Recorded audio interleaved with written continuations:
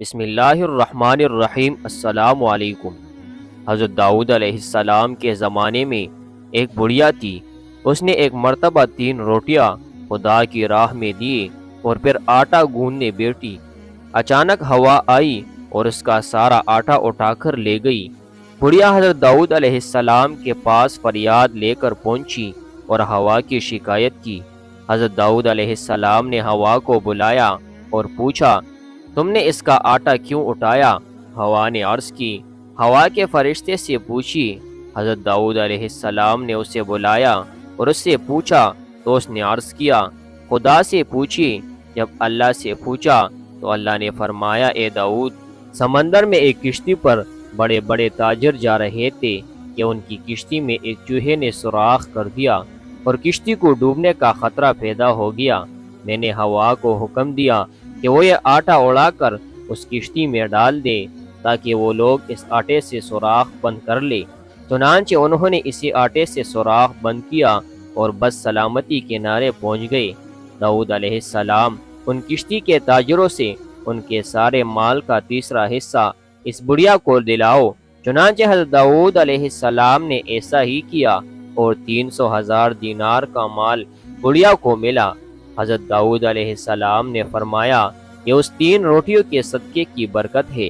حضرت اکرمہ رضی اللہ تعالیٰ عنہ فرماتے ہیں کہ ایک ملک کا بادشاہ بہت ظالم اور کنجوس تھا۔ اس نے اپنے ملک میں یہ اعلان کر دیا کہ کوئی بھی کسی فقیر یا مسکین پر کوئی چیز صدقہ نہ کرے، کوئی کسی غریب کی مدد نہ کرے۔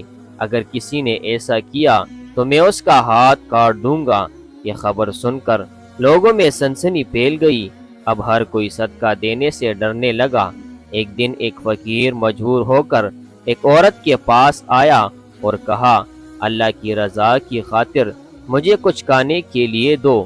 تو عورت بولی، ہمارے ملک کے بادشاہ نے اعلان کیا ہے کہ جو کسی کو صدقہ دے گا اس کا ہاتھ کاٹ دیا جائے گا۔ فقیر نے کہا، تم مجھے اللہ عز و جل کی رضا کی خاطر کوئی کھانے کی چیز دے دو۔ عورت کو اس فقیر پر بہت ترس آیا اور اس نے بادشاہ کی ناراضگی اور سزا کی پرواہ کیے بغیر اللہ کی رضا کے لیے اس فقیر کو 2 روٹیاں دے دیے۔ فقیر دعائیں دیتا ہوا وہاں سے چلا گیا۔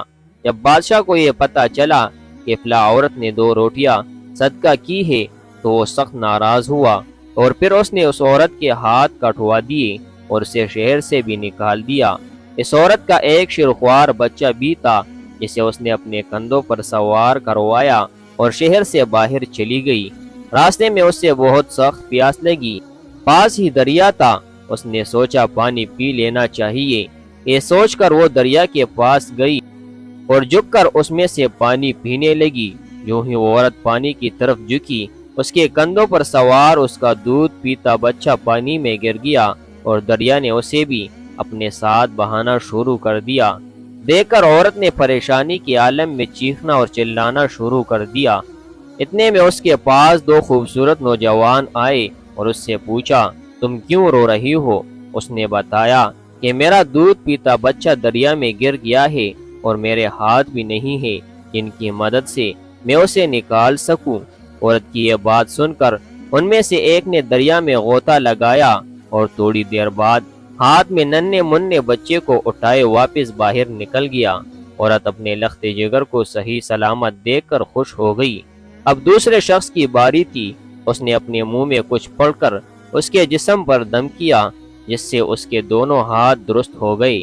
یہ دیکھ کر وہ عورت اور زیادہ خوش ہو گئی اور ان سے پوچھنے لگی کہ اے اللہ کے نیک بندو، تم کون ہو؟ انہوں نے کہا، کیا تو نے ہمیں پہچانا نہیں؟ اس نے کہا، نہیں۔ انہوں نے کہا، ہم تمہاری وہ 2 روٹیاں ہیں جو تو نے اللہ کی راہ میں صدقہ کی تھی، جن کی وجہ سے تو مصیبت میں مبتلا ہوئی اور آج انہی کی وجہ سے تجھے مصیبت سے نجات بھی مل گئی۔